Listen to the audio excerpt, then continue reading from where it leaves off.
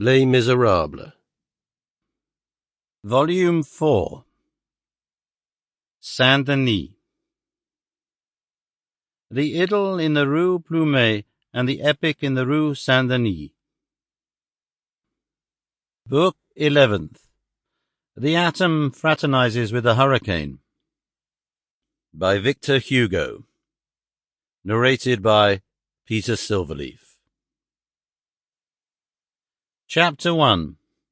Some explanations with regard to the origin of Gavroche's poetry, the influence of an academician on this poetry.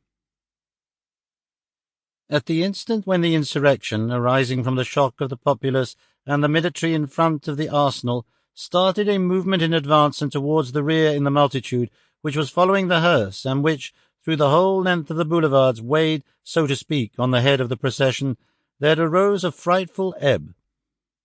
The rout was shaken, their ranks were broken, all ran, fled, made their escape, some with shouts of attack, others with the pallor of flight. The great river which covered the boulevards divided in a twinkling, overflowed to right and left, and spread in torrents over 200 streets at once, with the roar of a sewer that has broken loose. At that moment a ragged child, who was coming down through the Rue Mélismontant, holding in his hand a branch of blossoming laburnum, which he had just plucked on the heights of the Belleville, caught sight of an old holster pistol in the show window of a bric-a-brac merchant's shop. "Mother, what's your name? I'm going to borrow your machine." And off he ran with the pistol. 2 minutes later, a flood of frightened bourgeois who were fleeing through the Rue Amelot and the Rue Basse encountered the lad brandishing his pistol and singing, "La nuit on ne voit rien, la jour on voit très bien, d'un cri apocrypha, la bourgeois s'ébouriffe, pratiquez la vertu, tu, chapeau pontu."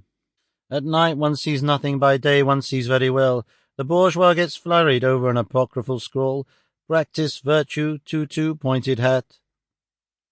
It was little Gavroche on his way to the wars. On the boulevard he noticed that the pistol had no trigger. Who was the author of that couplet which served to punctuate his march, and of all the other songs which he was fond of singing on occasion? We know not. Who knows? Himself, perhaps.